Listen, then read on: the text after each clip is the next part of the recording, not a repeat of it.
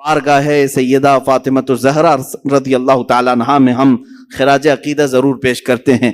رسول پاک صلی اللہ تعالیٰ علیہ وسلم کی 4 بیٹیاں ہیں، یہاں پر یہ ذکر کرنا مجھے ضروری ہے۔ حضور پاک صلی اللہ علیہ وسلم کی 4 بیٹیاں ہیں اور 3 بیٹے ہیں۔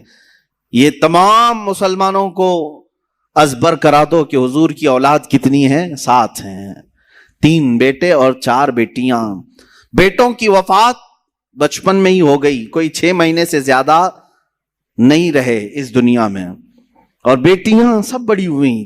سب سے بڑی صاحبزادی آپ کی سیدہ زینب رضی اللہ تعالیٰ عنہ، ان کے بعد حضرت رقیہ رضی اللہ تعالیٰ عنہ، ان کے بعد حضرت ام کلثوم رضی اللہ تعالیٰ عنہ، چوتھے نمبر پر سب سے آخری بیٹی حضور کی وہ سیدہ فاطمہ الزہرا رضی اللہ تعالیٰ عنہ۔ 4 بیٹیاں ہیں، اور 4 بیٹیوں کا تذکرہ ضروری ہے اہل سنت و جماعت کے موقف کے مطابق، اس لیے کہ اب بہت سارے لوگ حضور کی بیٹیوں کا بھی انکار کرنے لگ گئے ہیں۔ ہاں، باضابطہ ممبروں سے یہ اعلان کیا جا رہا ہے کہ حضور کی اور کوئی بیٹی ہی نہیں تھی، صرف حضرت فاطمہ تھی۔ کیوں؟ میں آپ کو بتاؤں، دوسری بیٹیوں کو اگر مان لیا نا انہوں نے کہ رقیہ بھی تھی، کلثوم بھی تھی، تو پھر حضرت عثمان غنی کو بھی ماننا پڑے گا، کیونکہ حضور صلی اللہ علیہ وسلم کے وہ بھی داماد ہیں، اور ان کو حضرت عثمان غنی ایک آنکھ نہیں بھاتے ہیں۔ یہ حضرت عثمان کا بغض ہے، ان کے اندر عداوت ہے، جس کی وجہ سے حضور کی بیٹیوں کا انکار کر دیا۔ حضور پاک صلی اللہ تعالیٰ علیہ وسلم کی بڑی صاحبزادی، میرے عزیزو، یہ تمام مکاتب فکر کی کتابوں میں بھی موجود ہے، حضور کی 4 بیٹیاں ہیں۔ ہاں، کوئی ایرا غیرہ ابھی نکل کر کے اگر انکار کرے تو اس کے منہ پر اسی کی کتابیں میں مار سکتا ہوں، اس کی اکابرین کی کتابوں کے حوالے بھی میں دے سکتا ہوں۔ بہرحال ہمارے ہاں کوئی اختلاف نہیں رہا۔ ہاں، ان بیٹیوں کے تذکرے زیادہ اس لیے نہیں ہوئے کہ وہ مدینہ طیبہ ہجرت کے بعد جلد ہی وفات پا گئیں، اور سیدہ زینب رضی اللہ تعالیٰ عنہا سے بھی اولاد ہوئی، جیسے کہ حدیث میں بخاری میں بھی ہے، حضور صلی اللہ تعالیٰ علیہ وسلم ان کی بیٹی کو بھی اپنی گود میں لیتے تھے، وہ بھی نواسی تھی، امامہ نام تھا، حضرت زینب کی بیٹی۔ ان کا نکاح ہم حضرت ابو العاص سے کیا گیا جو بعد میں اسلام لائے، اور حضرت رقیہ اور حضرت ام کلثوم مشہور ہیں، یہ حضرت عثمان غنی کے نکاح میں آئی۔ کنفیوز نہ ہونا کہ 2 بہنیں ایک ساتھ نہیں آئیں، بلکہ پہلے حضور صلی اللہ علیہ وسلم نے حضرت رقیہ کا نکاح حضرت عثمان سے کیا، اور وہ نکاح کے بعد بیمار ہوئیں، کافی دن تک بیمار رہیں، اور جنگ بدر میں جب میرے آقا تشریف لے گئے، اس وقت حضرت عثمان غنی کو حضرت رقیہ کی عیادت کے لیے چھوڑ گئے۔ حضور کے مدینہ واپس آنے سے پہلے ہی حضرت رقیہ کا انتقال ہو گیا مدینہ میں، ان کی تدفین بھی ہو گئی۔ جنگ بدر کے موقع پر حضور اکرم صلی اللہ علیہ وسلم بدر میں تھے اور حضرت رقیہ کا انتقال ہو چکا تھا۔ واپس آنے کے بعد حضرت عثمان غنی بہت مغموم رہتے، تب میرے آقا صلی اللہ علیہ وسلم نے اپنی دوسری صاحبزادی حضرت ام کلثوم کا نکاح ان کے ساتھ کیا۔ حضرت ام کلثوم یہ بھی حضرت عثمان غنی کے ساتھ رہیں، اور تقریباً 6-7 سال کے بعد ان کی بھی وفات ہوئی۔ حضرت ام کلثوم رضی اللہ تعالیٰ عنہا کا بھی انتقال مدینہ طیبہ میں ہوا۔ اب حقیر میں جو صاحبزادی بچیں وہ سیدہ کائنات فاطمہ الزہرا رضی اللہ تعالیٰ عنہ۔ حضور اکرم صلی اللہ تعالیٰ علیہ وسلم کی وفات تک آپ کی اولاد میں اگر کوئی باقی تھی تو صرف سیدہ فاطمہ تھی، اور حضور پاک صلی اللہ علیہ وسلم چھوٹی ہونے کے اعتبار سے اور بہت سارے معاملات کی وجہ سے حضرت فاطمہ کو نہایت عزیز رکھتے تھے، یہاں تک کہ ارشاد فرمایا انما فاطمۃ بضعۃ منی، بے شک فاطمہ میرے ایک جگر کا ٹکڑا ہے، میرے جسم کا ٹکڑا ہے، یسرنی من یسرھا، جس نے اسے خوش کیا اس نے مجھے خوش کیا، اور جس نے اسے تکلیف دی اس نے مجھے تکلیف دی۔ سیدہ فاطمہ الزہرا کو جس نے تکلیف دی اس نے رسول اللہ کو تکلیف دی۔ یہاں سے آپ اندازہ کریں اس سیدہ کائنات کے بیٹوں کو جنہوں نے دردناک انداز میں شہید کیا، کیا اس ماں کو تکلیف نہیں پہنچی ہوگی؟ سیدنا امام حسین کو اور حضرت امام حسن کو جنہوں نے شہید کیا ہے، وہ ایسے لوگ ہیں جن پر اللہ اس کے رسول کی ہمیشہ کے لیے لعنت ہے اور دردناک عذاب ہے۔ کیونکہ انہوں نے حضرت فاطمہ کو ایذا دی اور ان کے والد رسول اللہ کو ایذا دی. حضرت فاطمہ الزہرا رضی اللہ تعالی عنہا مکہ مکرمہ میں اس وقت بھی حضور پاک صلی اللہ علیہ وسلم کے ساتھ تھیں جب مکہ والے آپ کو ستاتے پریشان کرتے. آپ کی عمر چھوٹی ضرور تھی لیکن جب حرم کعبہ میں حضور پاک نماز کے لیے جاتے کفار مکہ اونٹ کی گندی اوجھڑی لا کر ڈال دیا کرتے. اس وقت روایات یہ ہیں کہ حضرت فاطمہ دوڑ کر کے آتی اور ان تمام آلائشوں کو نکال کر کے دور کر دیتی اور اپنے والد گرامی سے لپٹ جایا کرتی. حضور پاک صلی اللہ تعالی علیہ وسلم کے شانہ بشانہ کھڑے ہونے والی ہر معاملے میں اور ہر چیز میں حضور اکرم صلی اللہ تعالی علیہ وسلم کا ساتھ دینے والی حضرت فاطمہ ہیں. پوری زندگی بھر انہوں نے اپنی کوئی خواہش نہیں ظاہر کی کہ مجھے ایسا چاہیے مجھے ویسا چاہیے. لاڈلی بیٹیاں کیا نہیں مانگتی اپنے باپ سے, لیکن میرے آقا صلی اللہ تعالی علیہ وسلم سید الانبیاء ہیں اور کائنات کے آقا و مولا ہیں, اپنی بیٹی سے نہایت محبت کرنے والے. اگر وہ بیٹی مانگ لے تو کیا رسول نہیں لا کر دے سکتے؟ لیکن سیدہ کائنات نے زندگی بھر کوئی ایسا سوال نہیں کیا. میرے آقا صلی اللہ تعالی علیہ وسلم نے جو دیا اس کو لے لیا. بلکہ جب رسول پاک صلی اللہ تعالی علیہ وسلم کو مکہ والے ستا رہے تھے, پریشان کر رہے تھے, جانتے ہیں جب آپ کا بائیکاٹ کیا گیا تھا, سوشل بائیکاٹ کیا گیا تھا مکہ میں, جب وہ بہت ہی چھوٹی سی تھی, حضرت فاطمہ بہت چھوٹی تھی, میرے آقا صلی اللہ علیہ وسلم نے 3 سال 2.5 سال سے 3 سال کے درمیان پتے کھائے, چمڑوں کو پانی میں گلا کر کے کھایا. اس وقت بھی حضرت فاطمہ الزہرا نہایت ہی صابرہ تھی. کہیں ایسا نہیں کہ بڑی بڑی چیزوں کا سوال کرے. بچیوں کو اسی لیے ہم بار بار کہتے ہیں کہ حضرت فاطمہ کو کیوں نہیں پڑھتی؟ تمہاری بیجا خواہشیں کبھی تمہارے شوہروں کو گمراہ کرتی ہیں, کبھی تمہارے باپ کو حرام کمائی پر لے جاتی ہیں. تمہاری ناجائز خواہشیں, آج کی بچیوں کی بات میں کر رہا ہوں, تمہارے بھائیوں کو لوٹ مار کرنے پر مجبور کرتی ہیں, یا تو پھر تمہارے شوہروں کو غلط راستے پر جانے پہ مجبور کر دیتی ہیں. تمہاری خواہشات ہی تو ہیں. بہت سارے مرد جس کی وجہ سے پریشان رہتے ہیں, کمائی نہیں ہے اور مانگ زیادہ ہے. ہم نے پرورش میں بھی بچیوں کے ایسے حالات اپنائے ہیں. میں بھی بتاؤں گا رسول کریم صلی اللہ تعالی علیہ وسلم نے اپنی بیٹیوں کی پرورش کیسی کی. سیدہ فاطمہ الزہرا سلام اللہ علیہا رضی اللہ تعالی عنہا فرماتی ہیں رسول کریم صلی اللہ تعالی علیہ وسلم سے اپنی پوری زندگی میں انہوں نے زیور, کپڑے یا اپنی زندگی گزارنے کی کوئی چیز نہیں طلب کی. زندگی میں ایک ہی بار وہ آئی تھی غلام مانگنے کے لیے, تب بھی رسول کریم صلی اللہ علیہ وسلم نے ان کو تسبیح سے نوازا, تسبیح دے کر کے بھیجا, اپنے کام خود کرنا انہیں سکھایا. آج ہم اپنی بیٹیوں کی تربیت میں کیا کرتے ہیں؟ جب تک تمہارے گھروں میں بچیاں ہیں تم لاڑ پیار سے خوب پالتے ہو, ٹھیک ہے, اچھی بات ہے, بچیوں کے ساتھ نرم اچھی محبت, ان کے ساتھ شفقت و محبت ضرور ہونی چاہیے. لیکن امور خانہ داری اگر تم نے اسے نہیں سکھایا, میرے عزیزوں, جس گھر میں یہ بیاہ کر کے جاتی ہے اس کے شوہر کا باپ, اس کے شوہر کی ماں جتنے بھی اچھے ہوں, لیکن ساس ساس ہوتی ہے, سسر سسر ہوتا ہے. ماں اور باپ تم ہو, پھر وہاں اس کی تمام چیزوں کو دیکھا جائے گا. اگر وہ امور خانہ داری میں برابر نکلی تو وہ لوگوں کی نظر میں محبوب رہے گی, اچھی رہے گی. لیکن اکثر حالات ایسے بگڑے ہیں کہ ہم نے اپنی بچیوں کو لاڈ و پیار سے پالا, کچھ بھی نہیں سکھایا. نہ والدین کے ادب و احترام سکھائے, نہ بڑوں کے ساتھ گفتگو کرنے کے سلیقے ہم نے سکھائے, نہ لوگوں سے مل کر بات کرنے کے انداز ہم نے سکھائے. بچیاں کھیلتے کھیلتے ایسی بڑی ہو گئی, کیونکہ باپ کی نظر میں 25 سال کی بیٹی بھی جو ہے وہ بچی ہی ہوتی ہے. ارے ہماری ابھی تو چھوٹی بچی ہے, تمہارے لیے بچی ہے لیکن دنیا کے لیے نہیں. بلکہ بچیاں جب تمہاری 5 سال کی ہو جائیں اسی وقت سے تم اس کی تربیت کی فکر کرنے لگ جاؤ. بلکہ اسلام نے اس سے قبل تربیت کا تمہیں سلیقہ دیا ہے. سیدہ کائنات فاطمہ الزہرا رضی اللہ تعالیٰ عنہا اس وقت اپنی ماں خدیجۃ الکبریٰ رضی اللہ تعالیٰ عنہا کو کفن پہنا رہی تھی جب ان کی عمر 3 سال کی تھی. 3 سال کی عمر تھی اس وقت وہ اپنی ماں خدیجۃ الکبریٰ رضی اللہ تعالیٰ عنہا کو کفن پہنا رہی تھی. کوئی بچی یہ کام کرے گی؟ حضور پاک صلی اللہ تعالیٰ علیہ وسلم حرم کعبہ میں آئے ہیں نماز کے لیے, سجدہ کر رہے تھے، ایک ظالم وحشی درندے نے اونٹ کی گندی وہ جڑی لا کر حضور کی پیٹھ پر ڈالا۔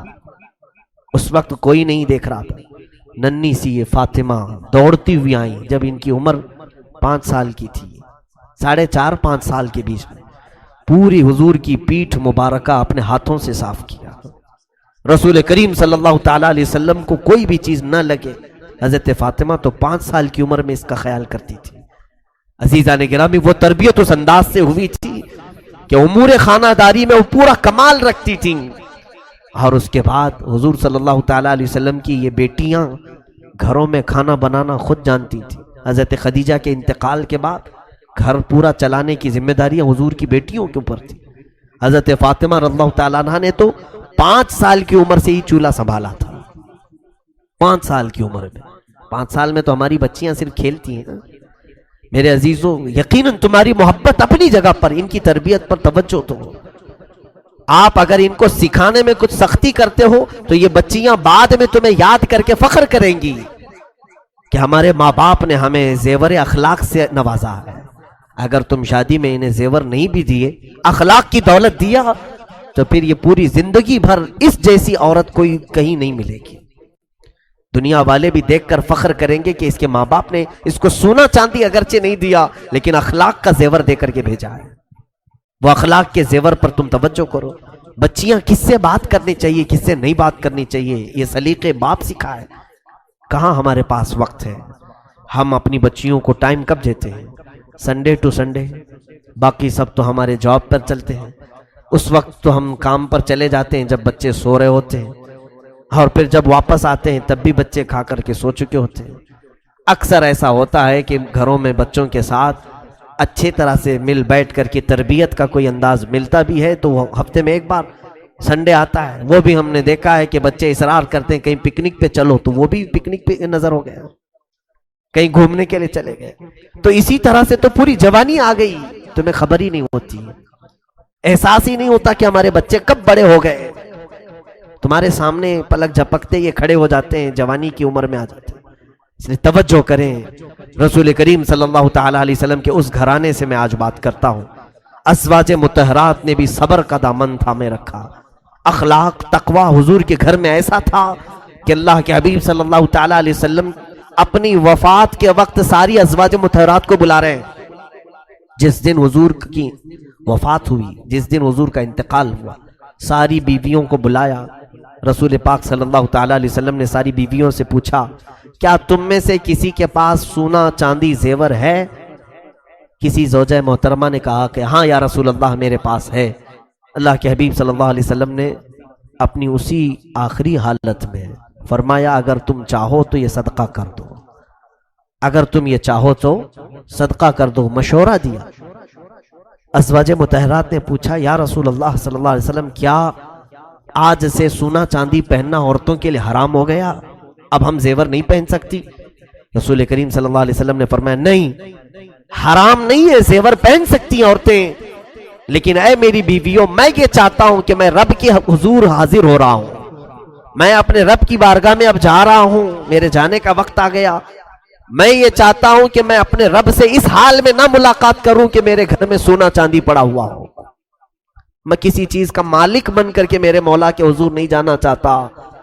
فقر اللہ کو پسند ہے، میں فقیر بن کر اللہ کے حضور حاضر ہونا چاہتا ہوں۔ رب تبارک تعالیٰ کے حضور صلی اللہ تعالیٰ علیہ وسلم نے اپنے آخری دن بھی ازواج مطہرات کو کس چیز کی تلقین فرمائی؟ یہی مال و دولت کی محبت اپنے دل میں نہ رکھو۔ میں عورتوں سے آج تھوڑی دیر گفتگو کروں۔ اگر دیکھیں آپ، عورتیں اگر پیسے تمہارے جیب سے لے کر بچا بھی لیتی ہیں، کس لیے بچاتی ہیں؟ ان کے شوق کھانے پینے کے کم ہوتے ہیں، باہر جا کر کے اڑائیں، وہ چند ہوتی ہوں گی، لیکن اکثر عورتوں کا شوق سونا خریدنا ہے، سونا خریدنا ہے، چاندی خریدنا ہے، اور یہ کوڑی کوڑی جمع کر کے خرید بھی لیتی ہے۔ یا تو کسی کا شوہر اس کو فورس کر کے، یا ماں باپ کو فورس کر کے، سونا چاندی جمع کرو، پہنو میری بچیوں، پہنو، زیور تمہارے لیے اللہ نے بنائے ہیں، زینت تمہارے لیے ہے، لیکن تمہاری کل زندگی زیور کے لیے نہیں ہے۔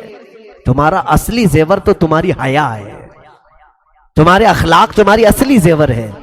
یہ جو ہار ہے، یہ جو کانوں کی بالیاں ہیں، یہ چوڑیاں ہیں، یہ اگر ٹوٹ بھی گئی پھر دوبارہ کسی سنار کے پاس جاؤ بنا لو، یا پیسے مل جائیں تو پھر خرید لو، سونا چاندی آتے جاتے رہتے۔ ایک بار اگر تمہاری عزت کے زیور پر داغ لگ گیا، کوئی سنار اس کو ٹھیک کر کے نہیں دے گا، پھر کوئی بازار میں وہ حیا کا زیور نہیں ملے گا جس حیا کے زیور کو آج یہ بازاروں میں بیچتے پھر رہی ہیں۔ بچیاں ہماری بہت ساری نا سمجھ ہیں، وہ دنیا کے اس بہاؤ میں بہہ جاتی ہیں۔ جب دنیا یہ کہہ رہی ہے دوپٹے نکالو، اپنے بالوں کو لہراؤ، دکھاؤ لوگوں کو تم دکھانے والی چیز ہو، ان ظالموں نے تمہیں ننگا کرنے کی ٹھان لی ہے۔ آؤ میرے مصطفیٰ کریم صلی اللہ علیہ وسلم کی بارگاہ میں، تمہاری عزت اور تمہاری وقار کو اتنا بڑھایا ہے۔ اے میرے عزیزو، آج بھی ہم اپنی بچیوں کو، بیویوں کو، بہنوں کو کیا کالا نقاب نہیں پہناتے؟ وہی غلاف ڈالتے ہیں جس طرح کعبے پر کالا غلاف ڈالا گیا ہے۔ عظمت والی چیزوں پر ہم پردہ ڈال کر رکھتے ہیں، عظمت والی چیزوں پر ہم غلاف ڈال کر کے رکھتے ہیں۔ ان عورتوں کو ہم نے مقدس سمجھا ہے، اس لیے اوڑھا کر کے رکھتے ہیں، یہ نہیں کہ ہم انہیں باندھ کر کے پابند کر کے رکھ رہے ہیں۔ تمہاری عزت، کیونکہ آج درندے ایسے ہیں کہ کوے کے سامنے گوشت رکھو اور پھر یہ کہو کوے کو شریف بننا چاہیے، وہ کیسے شریف بنے گا؟ آج یہی کہہ رہے ہیں نا، جب بھی ہم لباس کے بارے میں بات کرتے ہیں، کچھ ٹی وی کے اینکرز آ کر کے چلاتی ہیں کٹ لباس میں، آپ صرف لڑکیوں کو بولو، عورتوں کو بولو، مردوں کو کیوں نہیں کہتے کہ اپنی نگاہیں نیچے رکھیں؟ میرے عزیزو، قرآن تو بہت پہلے ہی فرمایا ہے کہ مردوں کو نگاہیں نیچی رکھیں، ساتھ میں تمہیں بھی کہا ہے کہ تم اپنی ساری چیزیں ڈھانک کر کے رکھو، اس لیے کہ نگاہیں نیچی شریف آدمی رکھے گا، اور شریر آدمی اور بدماش تو اپنی آنکھیں صرف اسی لیے پھیلاتا رہے گا کہ اسے کہاں چھیتڑے ملیں گے، کہاں اس کو غلاظت ملے گی۔ اور تم کووں کو اگر کہہ دو کہ شریف بن کر کے رہو، ہم گوشت اوپر کھلا رکھے ہوئے، کتنے کوے شریف نکلیں گے؟ کسی سے اگر تمہاری برادری ہو، تعلق ہو، تو وہ کوا ہو سکتا ہے گوشت چھوڑ کے چلا جائے، ورنہ تو کوے کے اندر ہرس ہے، لالچ ہے، وہ ٹھوک مارے گا، گوشت اٹھا لے جائے گا۔ آج ہماری بچیوں کے ساتھ جو ریپ کے کیسز بڑھتے جا رہے ہیں، اس کی ایک اہم وجہ یہ بھی ہے ان کا اظہار، ماڈرن کلچر۔ میرے عزیزو، میری یہ بات جو ہے نان مسلم بھی ایکسیپٹ کرتے ہیں، بہت سارے ہیں، بہت سارے جو مسلمان نہیں ہیں وہ بھی اس بات کو سراہتے ہیں۔ حقیقت ہمارا جو کلچر ہے، ہمارا جو مشرقی کلچر ہے، یہ اس میں الحمدللہ بہت عافیت ہے۔ اگر تم ماڈرن کلچر کی بات کر کے مغربی تہذیب کو لانا چاہتے ہو، ویسٹرن کلچر، تو اس میں تو یہ ہے کہ ماں کون ہے وہ بھی بچے کو معلوم نہیں، باپ کتنے ہیں وہ بھی معلوم نہیں۔ اس کلچر کو تم پسند کرتے ہو جہاں گدھے اور بیل، کتے اتنا نہیں زنا کرتے ہوں گے جتنا مرد اور عورتیں سڑکوں پر کرتے ہیں۔ کیا وہ کلچر تمہیں پسند ہے؟ جنگل کی طرح اگر جانوروں کی طرح جینا پسند ہے تو پھر معاشرے میں رہنے کا مطلب کیا ہے؟ میرے عزیزو، اسلام کے اقدار کو سمجھو، اسلام نے تمہیں عزتوں سے نوازا ہے۔ مرد یقیناً اپنی نگاہوں کی حفاظت کرے، لیکن بچیاں اپنے جسموں کو ڈھانکیں، اپنے جسموں کی نمائش نہ کریں۔ حدیث پاک میں ہے جو عورت صرف خوشبو لگا کر اس لیے نکلتی ہے، خوشبو لگانا منع نہیں ہے، لیکن اس کی نیت اگر یہ ہے کہ بازار میں لوگ میری طرف متوجہ ہو جائیں، میری خوشبو کو سونگھیں، سپرے لگا کر، پرفیوم لگا کر عورتیں جس طرح سے چلیں، حدیث پاک میں موجود ہے۔ فرمایا رسول کریم صلی اللہ علیہ وسلم نے کہ وہ زنا کرنے والی عورت ہے، کہ اس نے لوگوں کو زنا کی دعوت دی، کتنوں کی خواہشوں کو بھڑکایا، کتنوں کی نگاہوں کو خراب کیا، یہ مرکز گناہ بن جاتی ہے۔ اور ایک حدیث پاک میں اگر کسی اجنبی مرد نے تمہارے جسم کو بلا حجاب چھوا، زنا بہت دور کی بات ہے، ایک عورت کے ساتھ دوسرا مرد اگر بغیر کسی شرعی تعلق کے چھوا ہے، چھونے کی بات آئی ہے، زنا کی نہیں، چھوا ہے، تو اس عورت پر قبر میں اللہ تعالیٰ 99 سانپ مسلط کرے گا۔ اس میں سے ایک سانپ اتنا قوت والا کہ وہ صرف پونچھ اگر پہاڑ پہ مارے تو پہاڑ پھٹ جائے گا، وہ اس عورت کی قبر پر سانپ مسلط کیے جائیں گے۔ تو اپنے جسم کو کسی کے حوالے ہرگز نہ کرو جب تک تمہارا نکاح نہ ہو جائے۔ اللہ تعالیٰ کی امانت ہو تم، ہماری بچیاں یہ دین اسلام کی امانت ہے، بلکہ میں تو کہتا ہوں رسول پاک صلی اللہ تعالیٰ علیہ وسلم کی عزت تمہارے دوپٹوں کے ساتھ ہے، تم نے اگر نکال پھینکا تو لوگ صرف تمہارے نام کو نہیں کوسیں گے، سیدھے فاطمہ زہرا کی کنیز کو بھی کوسنا شروع کریں گے کہ یہ نام اس کا فاطمہ ہے، نام اس کا آمنہ ہے، نام اس کا خدیجہ ہے، لیکن اس کا تعلق اخلاق سے کوئی بھی نظر نہیں آتا۔ عزیزان گرامی، میں بچیوں سے کہہ رہا تھا سونے اور چاندی کے اکٹھا کرنے میں جو دن اور رات لگا کر پیسے جمع کرتی ہیں، ٹھیک ہے جمع کر لیا، سونا بھی جمع کیا، چاندی بھی جمع کیا، پتہ ہے میں نے دیکھا ہے، اور جب اس کا انتقال ہو جاتا ہے گھر میں پردہ کر لیا گیا، ایک خاتون کا انتقال ہو گیا ہے، سب سے پہلے گھر کی عورتیں، بچیاں ہوں اس کی یا بہنیں ہوں یا اس کے رشتہ دار ہوں، آ کر کے سب سے پہلے وہی سونا نکالتی ہیں اس کے کانوں سے، اس کے گلے سے وہ ہار نکال لیتی ہیں، اس کے ہاتھوں سے وہ چوڑیاں نکال لیتی ہیں، پائل نکال لیے جاتے ہیں۔ تمہاری روح کیا نکلی کہ تمہارے گھر والے تمہارا پورا سونا تم سے سلب کر لیے، جس کے لیے تم کوڑی کوڑی جمع کرتے تھے۔ لیکن مجھے بتاؤ کہ جس بچی نے قرآن پاک کی کوئی سورہ یاد کی اور اس کی روح نکلی، مجال ہے پوری دنیا میں کہ کوئی آ کر کے تمہارے سینے سے وہ چھین کے دکھائے، نکال سکتا ہے کوئی؟ تمہارے سینے میں وہ جو چیز محفوظ تھی وہ قبر میں بھی رہے گی۔ بلکہ حدیث پاک میں یہ ہے کہ جس نے قرآن کے حلال کو حلال سمجھا اور اس کے حرام کو حرام سمجھا اور اس کے پاس سینے میں قرآن کا کوئی حصہ محفوظ رہا تو اس سینے کو قبر کی مٹی بھی نہیں کھائے گی۔ دنیا والے تو چھوڑے، یہاں جس زیور کے لیے آج بچیاں ہماری جان توڑ کوشش کر رہی، میں کہتا ہوں خاطر خواہ زیور اگر تمہیں مل جائے، ایک میانہ روی، بہت زیادہ بھی نہ ہو اور بہت زیادہ بخالت بھی نہ ہو، اگر ہے تمہارے پاس مال تو جتنا تم اپنے سٹیٹس کو دیکھو، اپنے درجات کو دیکھو، اسی اعتبار سے اپنے زیور کو خریدو اور استعمال کرو۔ میں حرام بھی نہیں کہہ رہا ہوں، عورتیں ضرور اپنی بالیاں پہنے، چوڑیاں پہنے، ہار پہنے، ہم تو عورتوں کو زینت کے لیے یہ تمام چیزیں دلا بھی سکتے ہیں، لیکن درمیانی راستہ اختیار کریں، اس میں اتنا بھی زیادہ نہ ہو کہ کوئی غریب بچی دیکھ کر کے للچانے لگ جائے کاش میرے پاس مال ہوتا میں بھی ایک بڑا ہار لے لیتی۔ ایسا بھی نہ ہو کہ کئی بچیاں ہمارے نکاح میں چلی جاتی ہیں، ان کے پاس ایک چھوٹی سی بالی بھی نہیں ہوتی کان کی، ان کے لیے ایسا وقت نہ آئے کہ تمہیں دیکھ کر کے وہ افسوس کرنے لگے۔ عزیزان گرامی، میانہ روی اختیار کریں، درمیانہ راستہ اختیار کریں۔ رسول کریم صلی اللہ تعالیٰ علیہ وسلم کے اس گھرانے میں کبھی ایسا ہوا ہے کہ حضور صلی اللہ تعالیٰ علیہ وسلم تشریف لائے ہیں، 3 دن تک 4 دن تک کسی بھی زوجہ مطہرہ کے گھر میں چولہا نہیں جلایا جاتا، کھانا ہی نہیں بنتا تھا، یا تو وہ روزے سے ہوتی ہو یا تو فاقے سے ہوتی، لیکن شکایت کبھی نہیں کرتی۔ عورتیں یہ بھی سیکھیں کہ مرد کی تمام حالتیں ہمیشہ ایک طرح کی نہیں ہوتی۔ آج جب تمہارا نکاح ہوا تھا، تمہارا شوہر نوکری پر تھا، بزنس کرتا تھا، اچانک مندی آ گئی یا پھر اس کی نوکری چھوٹ گئی، تو کیا عورتیں اس مرد کو چھوڑ دیں گی؟ عورتیں اس مرد کو ہمیشہ کے لیے چھوڑ کر بھاگ جائیں گی کہ اب یہ کماتا نہیں ہے، کچھ پیسے نہیں لاتا ہے؟ ایسے کئی معاملات ہم نے بھی دیکھے ہیں۔ 25 سال کھلایا لیکن اب اس کی طاقت میں کمی آ گئی، کچھ تو ہوا جس کی وجہ سے اب کام کاج نہیں کرتا، تو عورتیں ہر جگہ جا کر کے شہرا کرتی ہیں میرا شوہر ناکارہ ہے، نکما ہے، کچھ کام نہیں کرتا۔ بخاری شریف کی حدیث میں کل ہی پڑھ رہا تھا، رسول کریم صلی اللہ علیہ وسلم نے فرمایا میں نے جہنم میں سب سے زیادہ عورتوں کو دیکھا۔ صحابہ نے پوچھا یا رسول اللہ صلی اللہ علیہ وسلم کس وجہ سے؟ حضور فرماتے ہن یکفرن العشیر، وہ اپنے شوہروں کی نافرمانی کی وجہ سے۔ پوچھا کہ کیا کرتی ہیں وہ شوہروں کے ساتھ؟ حضور صلی اللہ تعالی علیہ وسلم فرماتے ہیں کہ اذا احسنت احداہن الی احداہن الدہر، یعنی جب تم ان میں سے کسی ایک کے ساتھ پورا زمانہ بھر احسان کرو، زندگی بھر تم اس کے ساتھ احسان کرو، پھر جب تم میں سے ایک چیز اگر اس کو نہیں ملی تو کہتی ہے کہ میں نے تیرے ساتھ کبھی بھلائی دیکھی نہیں، تو نے کبھی کچھ اچھا کام کیا ہی نہیں میرے ساتھ۔ یہ جملہ عورتوں کا انہیں دوزخ میں لے جائے گا۔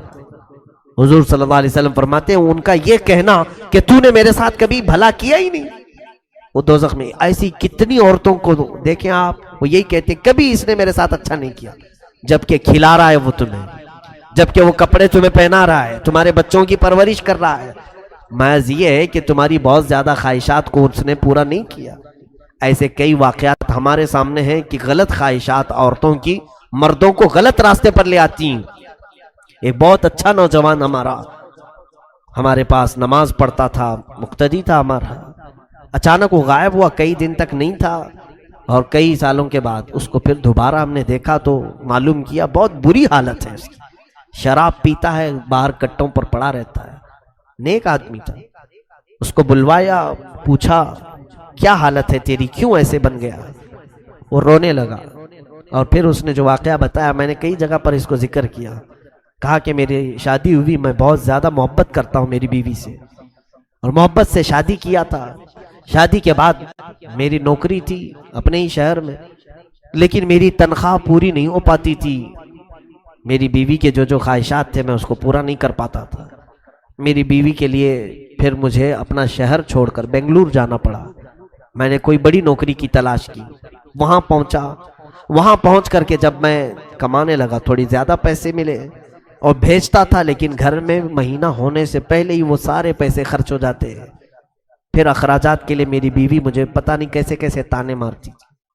تو پھر ایسا ہوا کہ میں قرض لینا شروع کیا، قرض میں بھی ڈوبا، ٹینشن اتنا بڑھ گیا، گھر پیسے بھیجنے کا اور ادھر قرض خواہوں کا۔ اس اثنا میں سگریٹ پینے لگا۔ لوگوں نے کہا کہ سگریٹ پئیں گے تو تھوڑا سا ٹینشن کم ہوتا ہے۔ پیتے پیتے یہاں تک عادت لگ گئی کہ نوکری جس میں جاتا تھا وہاں کی نوکری بھی چھوٹ گئی، تو غم کی وجہ سے دوست ملے ایسے کہ انہوں نے شراب کی لت لگا دی، اور شراب پی کر کے رات بھر پتہ ہی نہیں چلتا تھا کہ کون سی نوکری کون سی بیوی، سب ختم۔ اور اس کے بعد حالت ایسی ہو گئی کہ شراب پی پی کر کے اس کے پھیپھڑے خراب ہو گئے، اس کے گردے سڑنے کو آ گئے، اتنی کثرت سے اس نے پی۔ عمر اس کی 35 سال کی عمر میں اتنے ساری چیزیں کر لیا۔ خیر اس کے بعد اس کی حالت صحیح ہوئی تھوڑی سی، لیکن اس خاتون کے متعلق میں نے نصیحتاً اس کے گھر بھی بھیجا کہ آپ ہمارے اسلام سے تعلق رکھنے والی میری بہن، ایک مرد کے بگاڑنے میں یا اس کے بگڑنے میں تمہاری خواہشات کا بڑا رول ہے۔ کاش اگر تم اس کو یہ کہتی کہ شراب اور سگریٹ کو ہاتھ مت لگانا، چاہے مجھے آدھی ہی روٹی کیوں نہ بھیجو، اگر یہ کہتی تو شاید تیرا شوہر آج اس طرح سے گردوں کی بیماری میں نہیں ہوتا۔ آج اس کی بیماری پر کوئی دیکھنے والا نہیں ہے، اور واویلا کرتی پھرتی ہے کہ مجھے مسکین بنا ڈالا، کم عمر میں مجھے ایسی نوبت پر لے آیا۔ یہ ساری وجہیں عورتیں کبھی کبھار بن جاتی ہیں۔ میں خواتین سے ضرور کہوں گا کہ اپنے شوہروں سے طلب کریں، تم محبت کے ساتھ ساری چیزیں طلب کرو، لیکن اتنا پریشر نہ ڈالو کہ وہ حرام کاموں کی طرف چلا جائے، اتنا پریشر نہ ڈالو کہ وہ تمہارا شوہر حلال کو چھوڑ کر کے پھر ڈاکہ زنی کرنے لگ جائے، چوری کرنے لگ جائے۔ ظاہر سی بات ہے، جس شوہر کی آمدنی 1000 روپے ہو، تم 5000 کا میک اپ سیٹ مانگو گی تو چوری کر کے لائے گا نا، یا تو پھر کسی کو ٹوپی پہنائے گا، دھوکہ دے گا، یا تو پھر قرضہ لے کر کے آئے گا، شریف آدمی بھی ہو۔ یہ خواہشات اتنی زیادہ نہ ہو، بلکہ اسلامی لمٹ اور شریعت کے دائرے میں رہ کر کے ایک معاشرتی زندگی بہترین انداز میں گزار سکتے ہیں۔ وہ زندگی آؤ میرے مصطفیٰ کریم صلی اللہ علیہ وسلم کے گھر والوں میں، آقا کونین صلی اللہ تعالیٰ علیہ وسلم۔ ایک بات سن لیجیے آپ، حضرت ابو ہریرہ کہتے ہیں، سیدنا ابو ہریرہ رضی اللہ تعالیٰ عنہ، یہ کون سے صحابی؟ اصحاب صفہ میں سے، جو 70 صحابہ حضور کی مسجد میں ہمیشہ رہتے تھے، گھر بار چھوڑ کر کے آئے، اور صدقے پر یہ چلتے تھے، جو کچھ بھی ان کو صدقہ آتا تھا وہی کھاتے تھے۔ ایک بار 2 دن تک کچھ بھی نہیں آیا۔ حضرت ابو ہریرہ کہتے ہیں میں نے پیٹ پر رسی باندھ لیا کہ پیٹ کھلا رہتا ہے تو بھوک زیادہ لگتی ہے، ٹائٹ کر لو تو بھوک کم لگتی تھی۔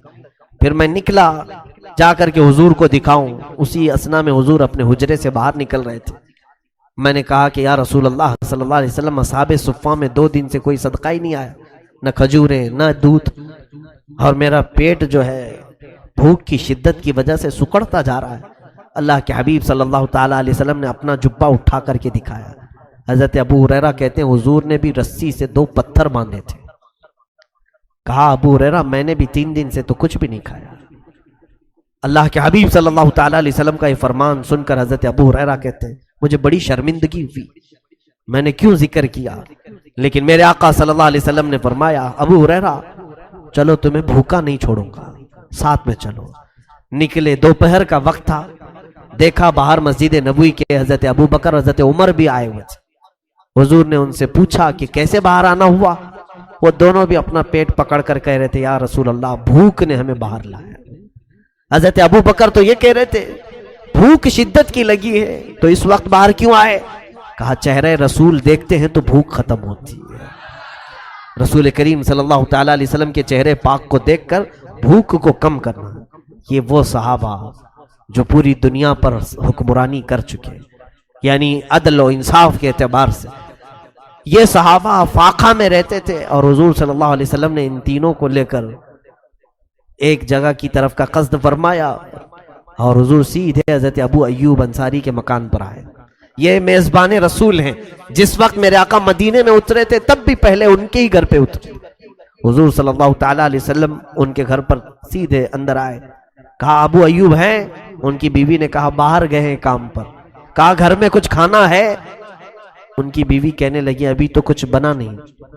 اسی اثنا میں انہوں نے بلوایا اپنے شوہر کو، حضرت ابو ایوب بھاگتے ہوئے آئے، کہا دوپہر کے وقت رسول خدا صلی اللہ علیہ وسلم کا میرے گھر پر آنا، اور انہوں نے اپنی بیوی سے کہا 6 مہینے کی بکری کا ایک بچہ ہے، جلدی ذبح کرو اور اسے کھلا دیتے ہیں۔ انہوں نے بکری کو ذبح کیا، رسول کریم صلی اللہ تعالیٰ علیہ وسلم کے لیے سالن بنا۔ کتنے لوگ تھے؟ ابو بکر، عمر، حضرت ابو ہریرہ رضی اللہ تعالیٰ عنہ۔ حضور صلی اللہ تعالیٰ علیہ وسلم دسترخوان پر بیٹھے ہیں، سالن بنا۔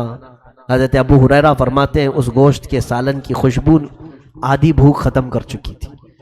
حضرت ابو ایوب نے جب وہ سالن پیش کیا دسترخوان پر، سنیے میرے عزیز ہو، اللہ کے حبیب صلی اللہ علیہ وسلم فرماتے ہیں ابو ایوب ایک اور برتن ہو، ایک اور کھٹوری ہو تو لے آؤ۔ وہ لے آئے، سالن کو حضور نے آدھا آدھا کیا اور کہا جاؤ میری بیٹی فاطمہ کے گھر پہنچاؤ، 8 دن سے وہ فاقے میں ہے۔ فاطمہ کا 9واں دن ہے آج فاقے کا۔ حضور پاک صلی اللہ تعالیٰ علیہ وسلم کی لخت جگر سیدہ کائنات، لیکن انہوں نے احساس تک نہیں ہونے دیا۔ حضرت ابو ہریرہ کہتے ہیں اصحاب صفہ کا جو چبوترا تھا کہاں ہے جانتے؟ حضرت فاطمہ کے گھر سے لگ کر کے تھا، جہاں یہ اصحاب صفہ بیٹھتے ہیں بی بی فاطمہ کے گھر سے لگ کر کے تھا۔ حضرت ابو ہریرہ کہتے ہیں 9واں دن فاطمہ کے فاقے کا ہے، ہم 2 دن میں صبر نہ کھا کر باہر نکل آئے، فاطمہ کے گھر سے چوں کی آواز تک نہیں آتی تھی۔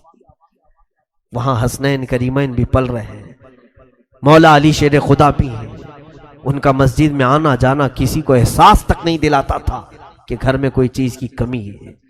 یہ اہل بیت کا گھرانہ ہے میرے عزیزوں، جتنے بھی ان کے تذکرے کیے جائیں وہ کم ہے۔ انہوں نے پوری دنیا کو جینے کا ایک مزاج دیا ہے۔ آج سب سے زیادہ اگر ہم اپنے اندر کی خرابیاں ختم کر سکتے ہیں تو 2 چیزیں، قناعت اختیار کرو، جتنا ملے اس پر صبر، اس کو قناعت کہتے ہیں۔ آج رب تبارک و تعالیٰ نے مجھے جو دیا ہے یہ بہت ہے، کافی ہے، یہ ایک بار کہہ کر کے تو دیکھو، مولا تعالیٰ بے انتہا پھر تمہیں نوازتا ہی رہے گا۔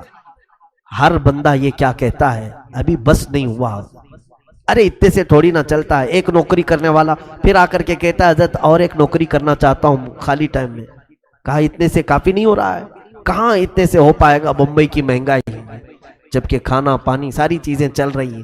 قناعت کرنا کا اگر تمہارے اندر مزاج پیدا ہو گیا تو یہی تمہارے اسی انکم کو اللہ تعالیٰ اتنی بڑی بنائے گا کہ تم اپنا گھر چلا کر کے بھی کئی لوگوں کو قرضے دیتے رہو گے۔ برکت اس کا نام ہے، برکت کثرت کا نام نہیں۔ آپ اگر یہ سوچ کر کے بیٹھے ہوئے کہ اگر آپ کی تنخواہ آج 25,000 ہے اور پڑوسی کی تنخواہ 1 لاکھ ہے تو یہ مت کہنا کیا برکت ہے اس کے گھر۔ برکت نہیں، اس کے گھر میں کثرت ہے۔ کثرت یعنی بہت زیادہ ہے، زیادہ ہونے کو برکت نہیں کہتے۔ اگر تم 25,000 میں کھا پی کر کے کسی کے محتاج نہیں تو اس 1 لاکھ سے تمہارے 25 بہتر ہے، تمہارے پاس برکت ہے۔ تو یہ چیز اللہ کی بارگاہ میں طلب کرو کہ مولا جتنا تو عطا کرے اس پر مجھے صبر عطا کر۔ یا عورتیں بھی، مرد بھی، بچے بھی۔ بچوں کی تربیت میں ایک خاص عنصر یہ جو ہمارا ہوتا ہے، یہ ضروری نہیں کہ تمہارے بچے جو بھی طلب کریں فوراً اس کو حاضر کر دو۔ یہ ہم لوگ چاہتے ہیں نا کچھ لوگ تو کہتے ہیں ہماری کمائی آخر ہے کس کے لیے؟ انہی کے لیے تو ہے، جو مانگے وہ لا کر کے دے دو، جو طلب کرے وہ لا کر کے دے دو۔ یہ بری خصلت بچوں میں ہم نے ڈالی۔ اس کے بعد ہوتا یہ ہے کہ باپ سے تو مانگ سکتے ہیں، لیکن پھر بعد میں دوسروں سے جب یہ وہی چیز مانگنے لگ جاتے ہیں ان کے منہ بگڑ جاتے ہیں۔ کیسی عورت ہے یہ کہ صرف مانگتی رہتی ہے، منہ کھلتا ہی رہتا ہے؟ کیوں؟ اس کا قصور کیا ہے؟ آج وہ شوہر سے جو مانگ رہی ہے اس کی عادت اس کے باپ نے ڈال کر رکھی تھی، وہ بار بار پوچھتی تھی، باپ ہر چیز لا کر کے دے دیتا تھا۔ کبھی کبھار بچیوں کو یہ بھی صبر سکھائیں، جیسے رسول کریم صلی اللہ علیہ وسلم چاہتے تو اپنی بیٹی کو 1 نہیں 10 خادم دے سکتے تھے، میری فاطمہ عیش سے زندگی گزارے۔ بدر کے قیدی غلام بنا کر کے دیے جا رہے تھے، حضرت فاطمہ کو حضور 10 غلام دے سکتے، اور صحابہ کو اعتراض کیا ہوتا؟ جنتی خواتین کی سردار کے گھر میں اگر 10 خادم کام کر رہے ہیں، فخر سے کام کر سکتے تھے، لیکن حضور نے کیا کہہ کر کے بھیجا؟ فاطمہ جاؤ، صبر کرو، تھکن زیادہ ہو جائے تو رات میں تسبیح پڑھو۔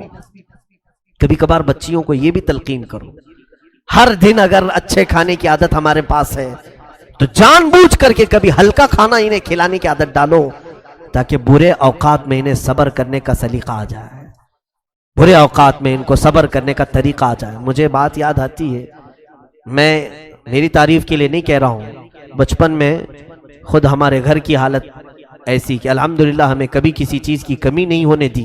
میرے والد محترم بڑے عالم دین تھے، لیکن کئی اوقات ایسے ہوتے کہ ہماری والدہ کو یا بہنوں کو کچن میں جانے سے روک دیتے کہ آج کھانا نہیں بنے گا، کوئی کھانا نہیں بنائیں گے۔ باقی سارے لوگ کیا کھائیں گے؟ سارے لوگوں کو چوڑا ہوتا ہے، اس میں کیلا پیس کر کے وہی کھلا دیتے، سخت ترین ہوتا، چبانے کے لیے کتنا ٹائم لگ جاتا۔ یہ آج ہمیں احساس ہوتا ہے کہ کبھی کبھار یہ سخت چیزیں بھی ان کے حلق سے اتارو تاکہ زندگی گزارنے کے ان کو سلیقے آ جائیں گے، کیونکہ وقت زندگی میں ہمیشہ ایک طرح نہیں ہوتا۔ کبھی تم سب لٹ گئے، اگر کہیں تمہارے اوپر اچانک غریبی آ گئی تو یہ جو چٹخارے لگے ہوئے زبان کے پھر کیا کرو گے؟ روز اچھے کھانے کے جو مزے لگے ہوئے ہیں، اچانک اگر تمہارے پاس مال نہیں ہوگا تو پھر شیطان تمہارے اندر یہ کوشش کرنے کی یہ عادت ڈالنے کی کوشش کرے گا کہ چلو فلاں جگہ چوری کر لو تو تمہاری زبان کو سکون مل جائے گا۔ پھر آدمی اپنی لذتوں کے لیے یا تو کسی کو دھوکہ دیتا ہے یا چوری کرتا ہے، حتیٰ کہ کئی ایسے لوگ آج دنیا میں ہیں جو اپنے جسم بیچنے کا کاروبار بھی صرف اس لیے کر رہے ہیں کہ ان کی خواہشات بڑی ہیں، ان کی خواہشات زیادہ ہیں۔ اسی لیے قرآن پاک میں اللہ نے فرمایا ارأیت من اتخذ الہہ ہوا، اے محبوب آپ نے نہیں دیکھا ان لوگوں کو جنہوں نے اپنی خواہشات کو ہی اپنا خدا بنا لیا ہے؟ بہت سارے لوگ ہیں ایسے جنہوں نے اپنی خواہشات کو خدا بنا لیا ہے۔ میری خواہش اگر آج رات فلاں جگہ جانے کی ہے تو میں جا کر کے رہوں گا، کوئی مجھے نہیں روک سکتا۔ خدا کے لیے جو کام جس طرح بندہ کرتا ہے ویسے کچھ لوگ اپنی خواہشات کے لیے کرتے ہیں، اپنی خواہشات کے لیے سب کو چھوڑتے ہیں۔ ماں باپ چلاتے رہے رات بھر، نہیں میری خواہش ہے آج جانا ہے تو جانا ہے۔ یہ کئی لوگوں کی جو خواہشات ہیں انہوں نے اپنی خواہشات کو خدا بنا لیا ہے۔ اور اللہ تعالیٰ کیا فرماتا ہے؟ رب تعالیٰ اپنے حبیب صلی اللہ تعالیٰ علیہ وسلم کو فرماتا ہے کہ اے نبی آپ ایسے لوگوں کی حمایت کریں گے؟ ہرگز نہ کرنا ایسے لوگوں کی حمایت، ایسے لوگوں کی حمایت نہ کریں۔ حضور کو اللہ تعالیٰ منع فرما رہا ہے جو صرف خواہش کے پیچھے لگے رہتے ہیں، صرف خواہش کے پیچھے۔ قربان کرو میرے عزیزوں، کچھ چیزوں میں صبر کرنا سیکھو۔ سیدہ کائنات فاطمہ الزہرا رضی اللہ تعالیٰ عنہا حضور صلی اللہ تعالیٰ علیہ وسلم کی وہ لخت جگر ہیں کہ یہودی عورتوں نے ایک بار پلان بنایا، فاطمہ کے جسم پر جو کپڑے ہوتے ہیں وہ پیوند لگے ہوتے ہیں، کپڑوں پہ بھی پیوند لگا رہتا تھا، رسول خدا کی بیٹی ہیں۔ یہودیوں نے، عورتوں نے ایک دعوت رکھی اور اس میں حضرت فاطمہ کو بلایا، کھانے کے لیے نہیں، وہ کوئی ایسا ہی کہ اس میں سارے شہر کی اچھی خاصی عورتیں تھیں۔ حضرت فاطمہ سے کہا کہ تم آؤ اپنے اسلام کی دعوت دو، تو اس غرض سے حضرت فاطمہ کو بلائے، لیکن ان کی نیت کیا تھی کہ حضرت فاطمہ کے لباس پر سارے لوگ ہنسیں۔ رسول خدا کی بیٹی کیسا لباس پہن کے آئی، اس کے پاس پہننے کو لباس تک نہیں ہے۔ حضرت فاطمہ نے منظور کر لیا، میں آؤں گی جہاں اسلام کی بات ہوگی، رسول کریم صلی اللہ تعالیٰ علیہ وسلم کے دین کی بات ہوگی۔ رات کو جب نکلنے لگی، اللہ اکبر، روایت میں ہے کہ حضرت فاطمہ الزہرا رضی اللہ تعالیٰ عنہا کے گھر جنتی لباس آیا، جبرائیل امین کے ذریعے سے حضرت فاطمہ کو حضور نے پیش کیا۔ حضرت فاطمہ وہ جوڑا پہن کر کے آئی ہیں، اللہ اکبر۔ عورتیں بتاتی ہیں کہ وہ اندھیرے کمرے میں آئے تو پورا روشنی ہو چکی تھی، ویسا لباس ہم نے نہ کبھی سنا تھا نہ دیکھا تھا۔ پوچھا فاطمہ سے کہ فاطمہ ہم تو آج کسی فنکشن یا دعوت کے لیے نہیں بلائے تھے، ہم تو صرف تمہارے لباس کا مذاق اڑانے کے لیے آج دعوت دیے تھے، یہ لباس تمہارے جسم پر آیا کیسے؟ حضرت فاطمہ نے کہا او خواتین، جب کوئی اللہ والوں کا مذاق اڑانا چاہے اللہ تعالیٰ ان کے منہ پر ایسے رد کے لیے لباس اتارتا ہے کہ پھر دنیا میں ان کا کوئی جواب نہیں ہوتا۔ رسول کریم صلی اللہ تعالیٰ علیہ وسلم کی اس لخت جگر کو اللہ عز و جل نے جنتی لباس اتارا، ان کے گھر میں جنتی دسترخوان اترا، حتیٰ کہ اس گھرانے کی حالت یہ تھی کہ حضور صلی اللہ تعالیٰ علیہ وسلم حضرت فاطمہ کے گھر میں بیٹھے ہیں، اچانک مسکرانے لگے۔ پوچھا یا رسول اللہ صلی اللہ علیہ وسلم مسکرانے کی وجہ کیا ہے؟ فرمایا جبرائیل وہی لے کر کے آئے ہیں، دروازے پر کھڑے ہیں، اندر نہیں آ رہے ہیں، پوچھ رہے ہیں کہ یا رسول اللہ یہ اہل بیت کا گھرانہ ہے، اگر اجازت ہو تو اندر آؤ۔ بے اجازت ان کے گھر میں جبرائیل آتے نہیں، قدر والے جانتے ہیں عز و شان اہل بیت۔ رسول کریم صلی اللہ علیہ وسلم کے گھر والوں کی یہ عزت ہے کہ وہاں جبرائیل بغیر اجازت کے داخل نہیں ہوتے تھے۔ اس فاطمہ الزہرا رضی اللہ تعالیٰ عنہا کی سادگی پر لاکھوں سلام۔ لیکن جانتے ہیں آپ سیدہ کائنات فاطمہ الزہرا کی بات آج میں تھوڑی سی آگے بڑھا کر کے رخصت ہونا چاہوں گا۔ عورتوں کو بھی فکر کیا ہونی چاہیے، بچیاں اپنے باپ اپنے شوہر اور اپنے بھائیوں کی بھی اگر آج فکر کر لیں بہت ساری چیزوں سے یہ آزاد ہو جائیں گی، بہت ساری چیزوں سے آزاد ہو جائیں۔ ہو کیا رہا ہے کہ بچیوں کو ایسا لگتا ہے ہماری زندگی میں کل کام ہمارا مقصد کھانا بنانا، صبح دوپہر شام میں بچے ہوئے کپڑے دھلنا، ہانڈیاں مانجنا، اس میں سے بھی کوئی وقت بچ جائے تو سیریل دیکھنا، اس کے علاوہ ہمارا مقصد ہی نہیں ہے۔ میرے عزیزوں سیدہ کائنات فاطمہ الزہرا کا ایک مقصد دیکھیں آپ، جانتے ہیں آپ رسول کریم صلی اللہ علیہ وسلم کی اس دختر نیک اختر جن کی ہمیشہ تمنا کیا رہتی تھی، فرماتی ہیں حضور صلی اللہ تعالیٰ علیہ وسلم نے جب حضرت علی سے ان کا نکاح طے کیا تو مہر مقرر کرنے کے لیے حضور نے خود ان سے مشورہ کیا، حضرت فاطمہ سے۔ حضرت فاطمہ رضی اللہ تعالیٰ عنہا اپنی وفات کے وقت آخری دن ہے ان کی زندگی کا، جلدی جلدی کپڑے دھو رہی ہیں، گھر کا سارا سامان سلیقے سے لگا رہی، حسنین کریمین کو نہلا رہی۔ حضور کی وفات کے صرف 6 مہینے کے بعد آپ کا انتقال ہوا، ان 6 مہینوں میں حضرت فاطمہ کو کسی نے ہنستے ہوئے نہیں دیکھا تھا۔ 6 مہینے کے بعد حضرت فاطمہ الزہرا رضی اللہ تعالیٰ عنہ حسنین کریمین کو سارے کام کروا کر کے دے رہی۔ حضرت علی جلدی اندر داخل ہوئے، پوچھا کہ فاطمہ آج یہ اتنی تیزی سے کام کیوں ہو رہے ہیں؟ کہا میرے شوہر نامدار رفیق حیات، میں چاہتی ہوں کہ حسنین کریمین کو آخری بار اپنے ہاتھوں سے نہلاؤں دھلاؤں، مجھے معلوم نہیں کہ میرے بعد انہیں اب کون پہنائے گا، مجھے لگتا ہے کہ میری زندگی کی آخری ساعتیں آ گئی۔ تو حضرت علی نے غمناک لہجے میں دیکھا تو حضرت فاطمہ اندر گئیں، ایک طاق میں سے ایک چٹھی لے آئیں، کہا کہ یہ چٹھی کھولنا مت، میرا انتقال ہو جائے تو میری قبر میں یہ میرے سرہانے پر رکھ دینا، دفن کر دینا اس کو۔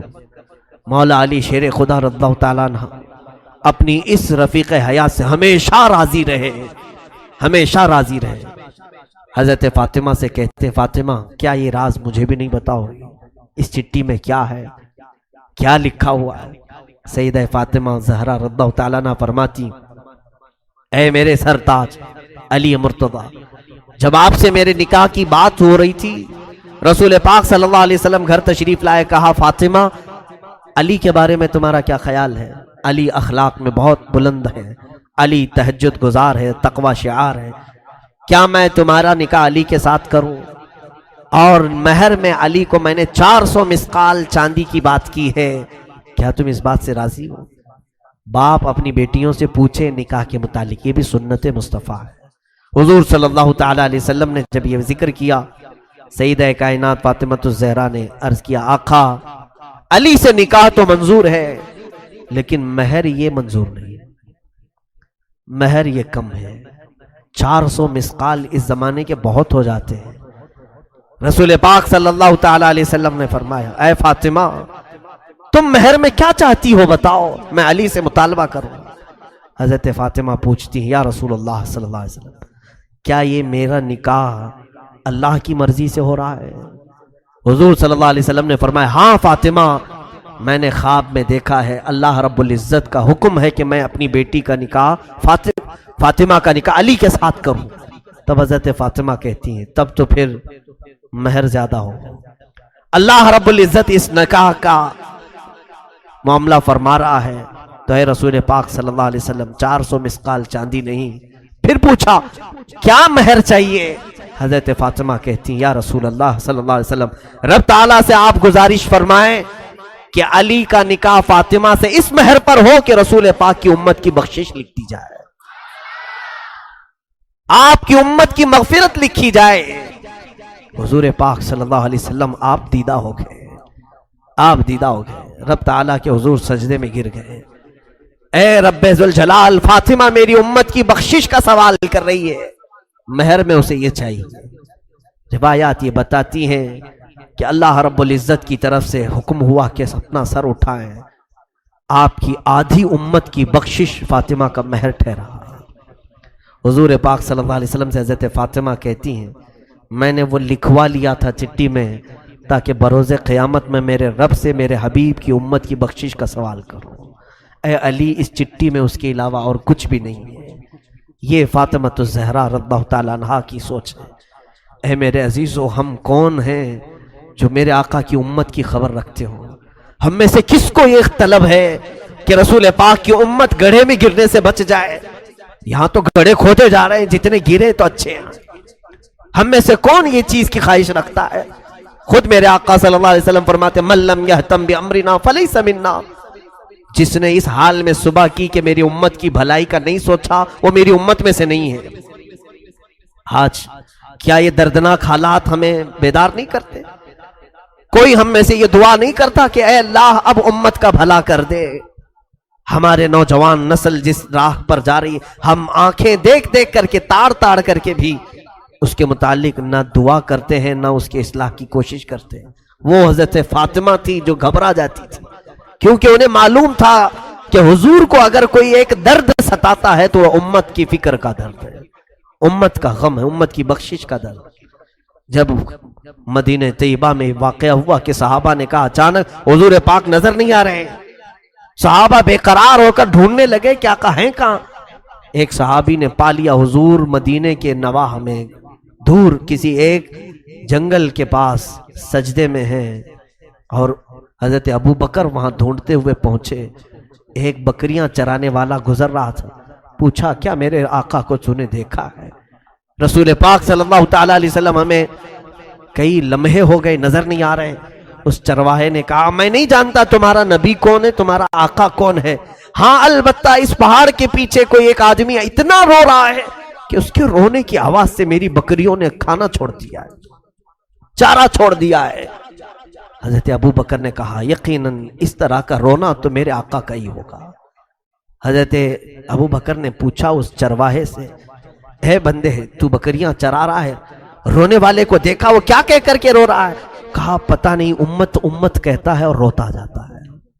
حضرت ابو بکر بے اختیار روتے ہوئے قریب آئے۔ سید الانبیاء صلی اللہ تعالیٰ علیہ وسلم کے آنسوؤں سے زمین تر تھی، کہہ رہے تھے میرے آقا رب ذوالجلال کے حضور، اے مولا میری امت کو میرے حوالے کر دے، میری امت کو میرے حوالے کر دے، میری امت بڑی بھولی ہے وہ مجھے نہیں پہچانتی۔ سچ فرمایا آقا آپ نے، آپ کی امت آپ کو کہاں پہچان رہی ہے؟ آج ہم نے دوسروں کو پہچان لیا، اپنے نبی کونین صلی اللہ تعالیٰ علیہ وسلم کو پہچاننے سے دور بھاگتے ہیں۔ بتانے کے لیے اگر کوئی کوشش بھی کرے تو ہمارے اخلاق ایسے ہیں، ہم حضور کو سننا نہیں چاہ رہے ہیں۔ دیکھو آج ہمارے گھروں میں جا کر بچوں کو اٹھا کر کے پوچھو، ہر فلمی ہیرو کا بایو ڈاٹا اسے یاد ہوگا، کون کہاں رہتا ہے، کون کیسی ایکٹنگ کرتا ہے، کس کے کتنے فلم ہیں، سارے اسے یاد ہیں۔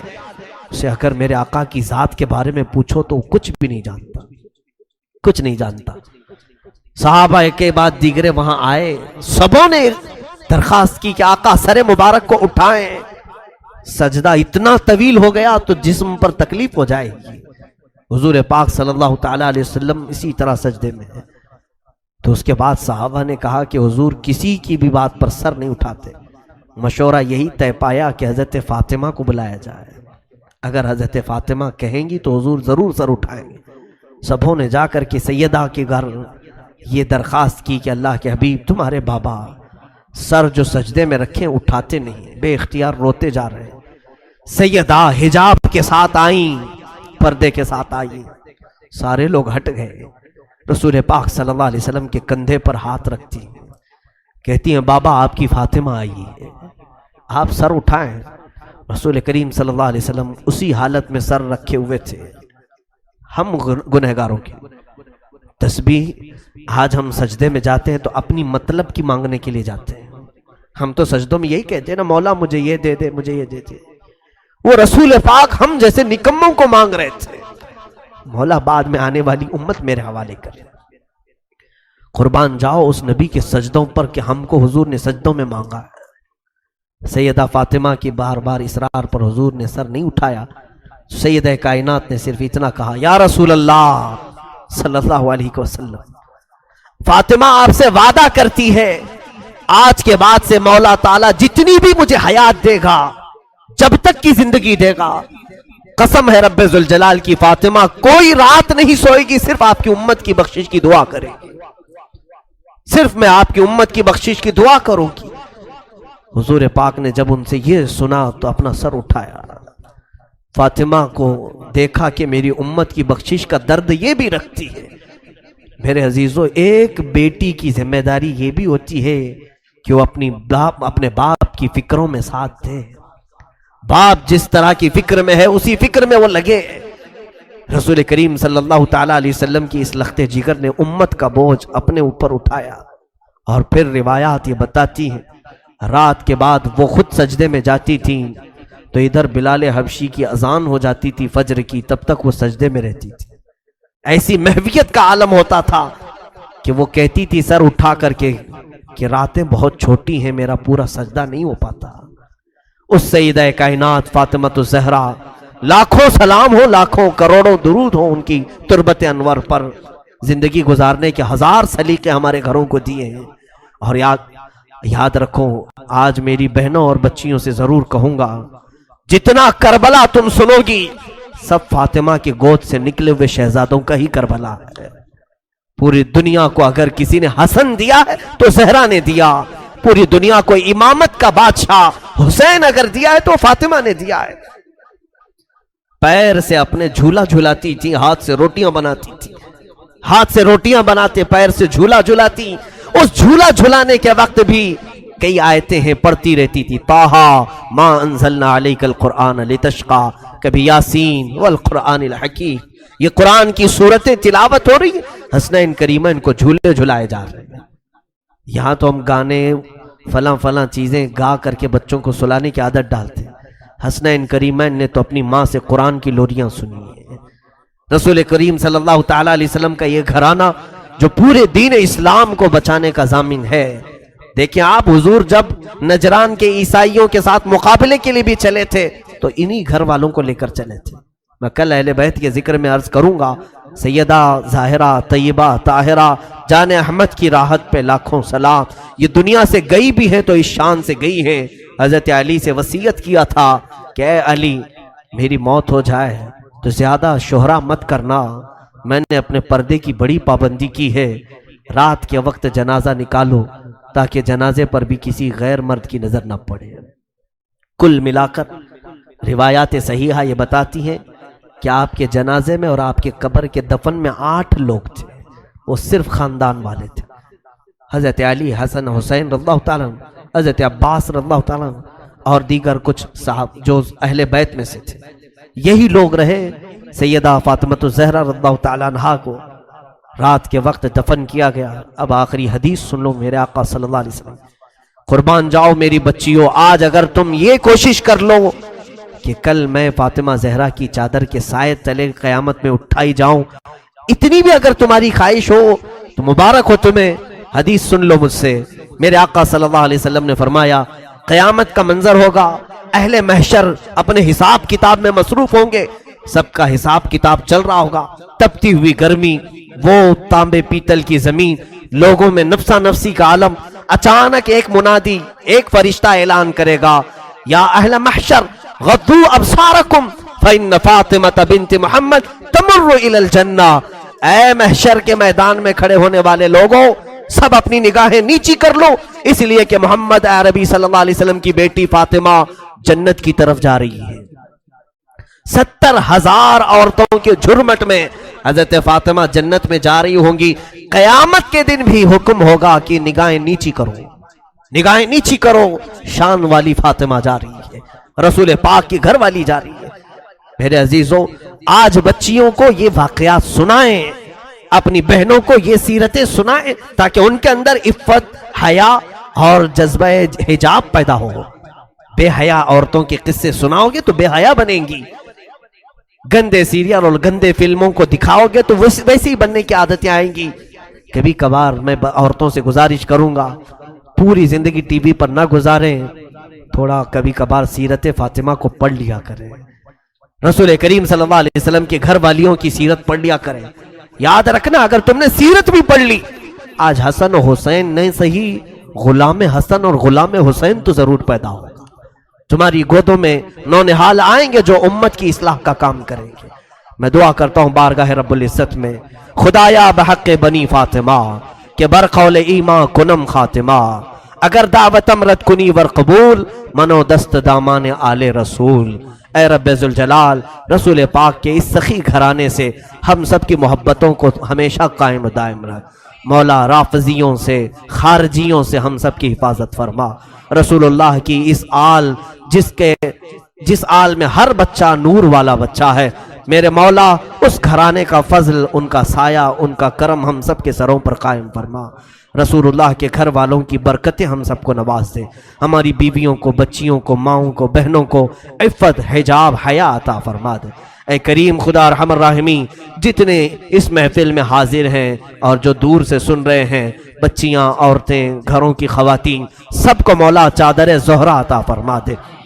क़यामत के दिन मौला हमारे घर वालियों को सबको उस फातिमा ज़हरा की झुरमट में जगह अता फरमा दे, जिस झुरमट में फातिमा तो ज़हरा रज़ियल्लाहु ताला अन्हा जन्नत की तरफ जा रही हो, उसी झुरमट में मौला हमारी माओं, बहनों और बच्चियों का हशर फरमा दे। ऐ करीम खुदा, आज पूरी दुनिया को फिर से फातिमा की ज़रूरत है, जो ऐसी गोद से हसन हुसैन पैदा करे, जो करबला के वाक़यात के बाद फिर से इस्लाम को ज़िंदा करे। मौला हम सबको ऐसी ख़वातीन अता फरमा, ऐसे इस्लाह करने वाले बच्चे अता फरमा, हमारे मुआशरे को नज़र बद से महफूज फरमा। करीम खुदा, हमारी मजलिसों को अपनी बारगाह में कबूल फरमा और हमारी इस मजलिस को हमारी नजात का ज़रिया बना दे। क़यामत के दिन इसी मजलिस को हमारी बख्शिश का ज़रिया बना दे। उम्मत मुस्तफ़ा की खैर हो मौला, दुश्मनाने इस्लाम को तू तबाह व बर्बाद फरमा, उनके नापाक मंसूबों को तू खाक में मिला दे। इस्लाम और सुन्नियत का बोल बाला फरमा, कुफ्र और शिरक का मुँह काला फरमा। ऐ रब्बे ज़ुल जलाल, हमारी दुआओं को रसूल करीम सल्लल्लाहु अलैहि वसल्लम की नालेन पाक के सदक़े। पैसे उतने आते नहीं है, लेकिन बीवी तलब ज्यादा करती है, बेटियां मांगती बहुत हैं। मुझे हैरत होती है, अफसोस है उन बच्चियों के लिए जो 18-20 साल अपने माँ बाप के यहाँ पलती हैं, खाती हैं, पीती हैं, और फिर किसी औबाश के साथ भाग करके चली जाती हैं और ये कहती मेरे बाप ने थोड़ी ना मुझे कुछ दिया है, ये लौंडा अभी जो आया है इसने मुझे 5,000 का जोड़ा दे दिया, 10,000 का जोड़ा दे दिया, फला दे दिया। मुआज़ल्लाह। अजीज़ान गिरामी, वालिदैन की नफरत ये जो जवानी में आकर के आती है, उसकी एक वजह मैं बताऊं। बच्चियों की तरबियत सिर्फ खिलौने लाकर, मिठाइयां लाकर, अच्छे खूबसूरत कपड़े लाकर के ना करो। अगर तुम चाहते हो कि तुम्हारी बेटियां सही सलामत रहें तो बचपन से ही उनके सीनों में अल्लाह उसके रसूल की मोहब्बत डालो। अगर तुमने उनको अल्लाह और उसके रसूल के करीब किया, असलाफ की रिवायतें पढ़ाई, जवानी में अल्लाह खुद तुम्हारी मोहब्बत उनके सीनों में डालेगा। वो माँ बाप की कदर करने वाली बनेंगी, अपने वालिदैन का एहतराम करने वालियां बनेंगी। लेकिन आज रोते हुए बहुत सारे माँ बाप को मैंने देखा है, कहते हैं हजरत हमने क्या नहीं किया इनके साथ, सब ला करके दे दिया है, अच्छी स्कूल में पढ़ाया, अच्छी चीजें ला कर दी, जो मांगती थी सब ला करके दिया, اور سب سے بڑی خواہش اس کو اچھا موبائل بھی لا کے دیا, بائک بھی دلایا, سب کیا, اس کے باوجود ہمیں ٹھکرا کر کے جا رہی ہے. میرے عزیز, تم نے سب دے دیا, یہ دنیا دیا اسے, لیکن بچپن سے کاش اسے اللہ اس کے رسول کی محبت دیا ہوتا. تو آج کے وقت دیکھو, دلوں میں محبت ڈالنا تمہارا کام نہیں ہے, دلوں میں محبت پیدا کرنا یہ اللہ رب العزت کی طرف سے ہوتا ہے. اگر تم اس کی محبت ڈالو گے تو تمہاری محبت اللہ اس کے سینے میں ڈالے گا, تمہاری اولاد کے سینے میں رکھے گا. میں بات کہتا ہوں سیدہ کائنات فاطمہ الزہرا رضی اللہ تعالی عنہا کی. جب آپ کے نکاح کا وقت آیا, حضرت علی کرم اللہ وجہہ الکریم کی طرف سے جب پیغام آیا, حضور اکرم صلی اللہ علیہ وسلم نے فوراً قبول کیا اور دونوں کا نکاح کیا. سادگی سے نکاح ہوا. تھوڑا سا جہیز جو حضور پاک صلی اللہ علیہ وسلم نے, ان کے جہیز کا لفظ جو استعمال کیا جاتا ہے, بعض لوگ اس کے جواز کے لیے اپنے سارے ساز و سامان اکٹھا کرنے کے لیے اس جہیز کا لفظ استعمال کر دے. بات در حقیقت یہ تھی کہ حضرت علی حضور کے ساتھ ہی رہتے تھے مدینے میں. جب ہجرت کر کے آئے تھے تو مدینے میں حضور کے ساتھ رہتے تھے. جب شادی ہوئی تو گھر الگ کرنا پڑا, تو جب نیا گھر لیا گیا تو حضور نے کچھ سامان دلایا. یہی جہیز ہے بھائی, نیا گھر دلایا جا رہا ہے, آج سے نئی زندگی وہ شروع کر رہے ہیں, تو کچھ تو سامان لگے گا. میرے آقا صلی اللہ تعالی علیہ وسلم نے وہ گھر میں برتنے کے جو سامان حضرت فاطمہ کو دلائے, اسی کو جہیز کا نام دے کر کے یہاں کروڑوں وصول کرنے لگ گئے. ہاں, یہاں تو 4 لوگ ایک ہی گھر میں رہتے ہیں, پھر بھی جہیز لا رہے ہیں. بڑا بھائی بھی لایا, منجلا بھائی بھی لایا, تیسرا بھی لایا, اب تجوریاں رکھنے کی جگہ بھی نہیں ہے, پھر بھی لایا. وہ نیا گھر بنایا گیا تھا حضرت علی کا, تو انہیں حضرت فاطمہ کے ساتھ رہنے کے لیے جو سامان دیا گیا میرے آقا صلی اللہ علیہ وسلم کے طرف سے. اور یہ بھی میں آپ کو بتاؤں کہ یہ جو سامان دیا گیا تھا, روایات میں ملتا ہے کہ حضرت علی نے جو مہر کی رقم دی تھی اسی رقم سے دلایا تھا. میرے آقا صلی اللہ تعالی علیہ وسلم نے, حضرت علی رضی اللہ تعالیٰ عنہ نے جو مہر ادا کیا, اتنا مہر کوئی نہیں دینا چاہتا. آج مہر نظر نہیں آتا لیکن جہیز نظر آتا ہے. حضرت فاطمہ کا جہیز لوگوں کو معلوم ہے, حضرت علی کا مہر نہیں معلوم. 10,000 سے زیادہ ہو جائے تو جماعت میں جھگڑے چلتے ہیں, مہر اتنا زیادہ کیوں رکھا, اور جوڑا 25,000 کا عورت کی طرف سے ضرور چاہیے. تم 10,000 کا مہر اپنی اس عورت کو نہیں دینا چاہتے جس کے ساتھ پوری زندگی بتانے والے ہو, وہ اپنا پورا جسم تمہارے حوالے کر رہی ہے. 10,000 کا مہر نہیں دینا چاہتے. 786 روپے رکھو مولانا, بس اتنا ہی کافی ہے. 786 روپے میں پوری اس کی 50 سال زندگی خرید رہے ہو. پتہ نہیں کتنی زندگی, 50 ہے, 25 ہے, 40 ہے, جو بھی ہے. میرے عزیزو, مہر جو ہے اس کا شرعی حق ہے جو اس کی پوری زندگی کے لیے تم دے رہے ہو. یہ نہیں کہ خالی ایک رات کا یہ معاوضہ ہے یا ایک شادی کے دن کا کوئی نذرانہ ہے, پوری زندگی کا اس کا حق ہے. آپ انصاف تو کر کے دیکھو, آپ اس سے اصول کتنا رہے اور اسے دے کیا رہے. ہاں, شادی کے وقت جو تمہارے لیے اس کا باپ خرچہ کرتا ہے وہ پتہ نہیں کتنے لاکھوں میں چلا گیا. بہرحال میں اس عنوان پر نہیں جاتا. سیدہ کائنات فاطمہ الزہرا رضی اللہ تعالیٰ عنہ کی ایک بات مجھے یاد آتی ہے. حضور پاک صلی اللہ تعالیٰ علیہ وسلم ان کے پاس تشریف لائے, کہا فاطمہ تمہارا نکاح علی کے ساتھ کر رہا ہوں, منظور ہے؟ حضرت فاطمہ نے کہا بابا جان آپ جو فرمائیں منظور ہے. حضرت علی مہر کتنا دیں گے؟ حضور پاک صلی اللہ علیہ وسلم نے فرمایا 400 مسقال چاندی دیں گے. 400 مسقال چاندی, وہی زمانے کا حساب کیلکولیشن الگ ہوتا ہے. آپ کسی بھی دارالفتہ سے سوال کر کے پوچھ سکتے ہیں کہ اس وقت کیلکولیشن میں کتنا بیٹھتا ہے, اگر کسی کو شوق ہے تو. حضرت فاطمہ کا یہ مہر طے پایا, مہر مقرر بھی ہو گیا. بعض روایات میں یہ ملتا ہے کہ حضرت فاطمہ نے کہا اے اللہ کے نبی صلی اللہ علیہ وسلم, یہ نکاح کس کی جانب سے ہو رہا ہے؟ حضور نے فرمایا اللہ کی طرف سے. اللہ تعالیٰ نے پسند فرمایا کہ تمہارا نکاح علی کے ساتھ ہو. تو حضرت فاطمہ کہتی ہیں تو پھر میرا مہر بھی اسی شان کے مطابق ہونا چاہیے. 400 مسقال چاندی, کہا میرا مہر بھی اس شان کے مطابق رکھیں جو اللہ تعالیٰ نکاح کر رہا ہے. حضور پاک صلی اللہ علیہ وسلم نے پوچھا فاطمہ تم کیا پسند کرتی ہو مہر میں؟ تم کیا لینا چاہتی ہو مہر میں؟ حضرت فاطمہ نے کیا کہا؟ اللہ اکبر، قربان جاؤ مسلمانوں، کہتی ہیں آقا اگر اللہ نکاح کر رہا ہے تو رب تعالیٰ سے یہ لکھوا لیں کہ آپ کی امت کی بخشش میرے مہر میں رکھی جائے۔ اللہ اکبر، آپ کی امت کی مغفرت اور بخشش میرے مہر میں رکھی جائے۔ خواہشیں ہوں تو ایسی ہوں، تمنائیں ہوں تو ایسی ہوں۔ رسول پاک صلی اللہ تعالی علیہ وسلم کی بارگاہ میں اگر کوئی عزیز بننا چاہتا تو صرف ان کی امت کی بات کرتا، حضور خوش ہو جاتے تھے۔ میرے عزیزو، آج بھی یہی حال ہے کہ اگر تم امت کا خیال کرو گے تو میرے آقا خوش ہو جاتے ہیں۔ اگر تم حضور کی امت کے بارے میں بات کرو گے، حضور پاک بے انتہا تمہیں نوازنے لگتے ہیں۔ حضرت جبرائیل امین نے بھی یہ محسوس کیا۔ جانتے ہیں حضرت جبرائیل حضور صلی اللہ تعالیٰ علیہ وسلم سے قربت چاہتے تھے تو حضور پاک صلی اللہ تعالیٰ علیہ وسلم سے انہوں نے کیا کہا جانتے ہیں؟ اے اللہ کے نبی صلی اللہ علیہ وسلم، میں چاہتا ہوں میں اپنی طرف سے آپ کی بارگاہ میں کوئی چیز پیش کروں جس سے آپ خوش ہو جائیں۔ اب حضور کس چیز سے خوش ہوتے ہیں؟ مکہ والوں کی تکلیفیں الگ ہیں، تبلیغ اسلام میں آنے والی تکلیفیں الگ ہیں، سب چیزیں ہیں، لیکن حضرت جبرائیل نے یہ سب نہیں کہا کہ ان دشمنوں کو میں اپنے پر سے ہلاک کر دوں گا یا تبلیغ اسلام میں چلنے والوں کے لیے راہ ہموار کر دوں گا، بلکہ جبرائیل امین نے یہ پیش کیا کہ آقا قیامت کے دن جب آپ کی امت پل صراط سے گزر رہی ہوگی میں اپنے پر بچھا دوں گا۔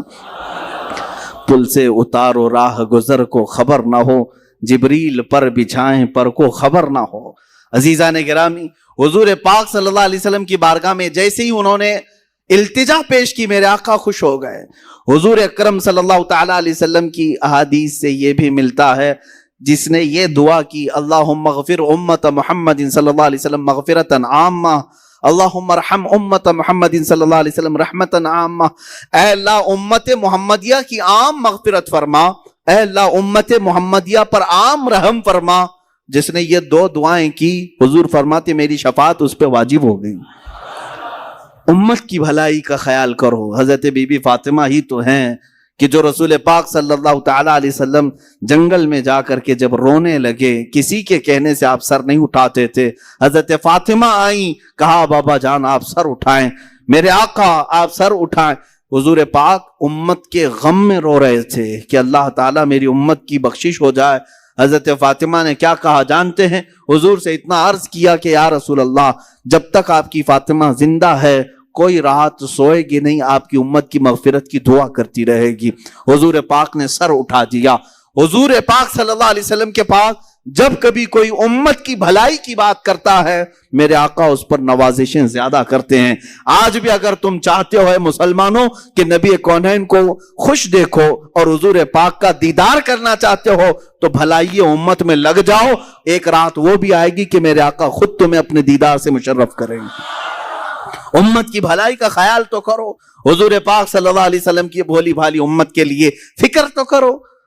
سیدہ کائنات نے ہمیں یہ مزاج دیا، فاطمہ الزہرا رضی اللہ تعالیٰ عنہا نے ہمیں یہ مزاج دیا۔ ساتھ ہی میں ہر اس بیٹی کو بھی کہتا ہوں جو اپنے باپ کا خیال کرے، اپنے باپ کا خیال نہیں کرتی ہے، وہ سوچے کہ حضرت فاطمہ رضی اللہ تعالیٰ عنہا حضور اکرم صلی اللہ تعالیٰ علیہ وسلم کا کس قدر خیال فرماتے